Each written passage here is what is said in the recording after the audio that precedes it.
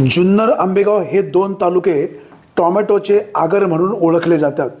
गेल्या 7-8 वर्षांपासून ह्या दोन तालुक्यामध्ये विविध जातींच्या टॉमॅटोची लागवड मोठ्या प्रमाणात केली जाते। हमखास टॉमॅटोला चांगला बाजारभाव मिळतो म्हणून पूर्वी टॉमॅटोची लागवड शेतकरी मोठ्या प्रमाणात करायचे। काही वर्षांपूर्वी शेतकरी टॉमॅटोच्या माध्यमातून मालामाल झाले, परंतु हल्ली टॉमॅटोवर पडत असलेल्या व्हायरसमुळे टॉमॅटोची शेती लाल झालेली पाहायला मिळते। सगळीकडेच टॉमॅटोचा चिखल झालेला पाहायला मिळतो। वास्तविक शासनाच्या कृषी विभागाने संशोधन करून नवनवीन जाती विकसित करून रोगांना कमी बळी पडणाऱ्या जाती विकसित होणं अपेक्षित आहे, परंतु शासनाचा कृषी विभाग म्हणजे पांढरा हत्ती आहे। फक्त हातातलं काम पूर्ण करणे, नवीन कुठलं संशोधन करणे नाही, असाच प्रकार काहीसा कृषी विभागाचा आहे।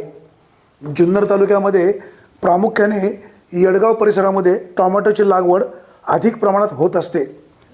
पावसाळा, हिवाळा, उन्हाळा ह्या तीनही ऋतूमध्ये टॉमॅटोची लागवड होते।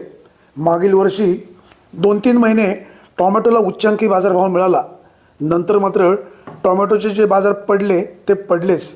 किमान 500 रुपये बाजारभाव जर एका क्रेटला मिळाला तर शेतकऱ्याचं अर्थकारण जुळतं, परंतु 100-150 रुपये बाजारभाव मिळाला, तोडणी मजुरी, बांधणी मजुरी, मांडव उभा करणं मजुरी, ही मजुरी सुटत नाही।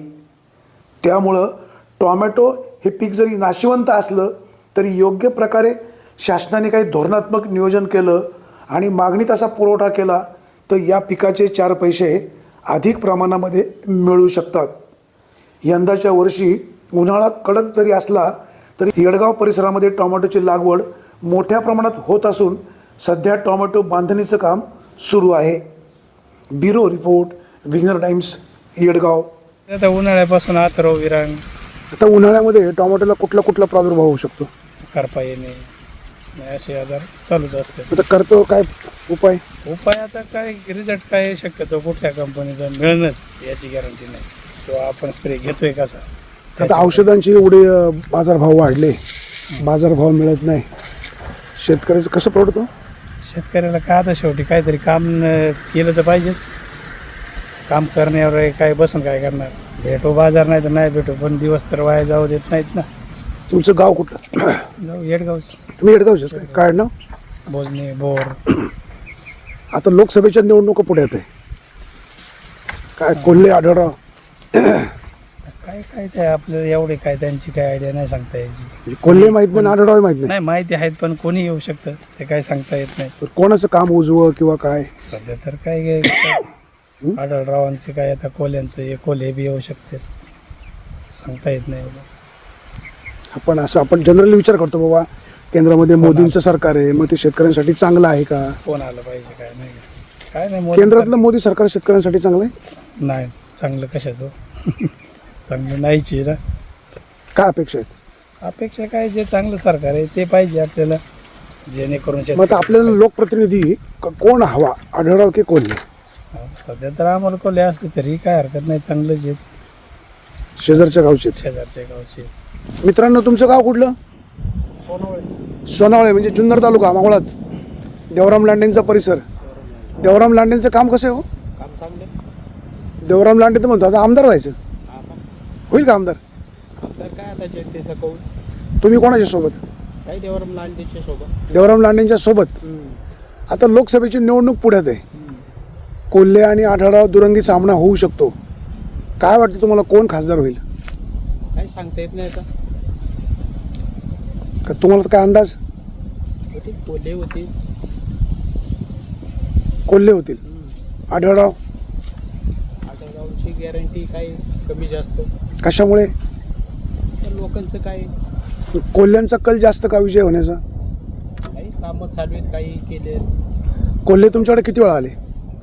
कोल्हे काय अजून तर आले नाही, चालेल काही ना काही कामं असेच। तुमच्याकडे एकदा पण नाही आले? नाही, शिवाजी आढळराव ते नाही आले। ते पण नाही आले। केंद्रामध्ये आता भाजपचं सरकार आहे, नरेंद्र मोदी 10 वर्ष झाले पंतप्रधान आहेत, त्यांच्या कामकाजावर तुम्ही समाधानी? नाही, काय बाजार नाही, काय नाही, भांडवल इथं शेतकऱ्याचं काय, इथे आम्हाला रोजाने कामाला यायला लागते एवढ्याला। किती रुपये रोज? काय 500 रुपये रोज. तुमचं काय नाव? गणेश पाईक. हो तुमचं पाईक. तुमचं काय नाव? तुमचं काय नाव? काय तुम्हाला काय वाटतं खासदार कोण झालं पाहिजे? नाही त्यांना विचारतो, तुमचं म्हणणं झालं कोल्हे की आढळराव? कोल्हे झालं तरी काय नाही, काय नाही. कोणी झालं तरी काय नाही.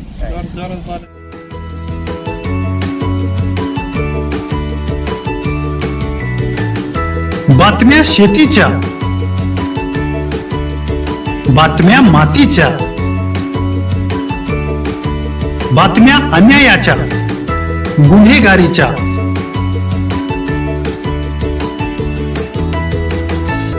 राजकारणाच्या आणि समाजकारणाच्या,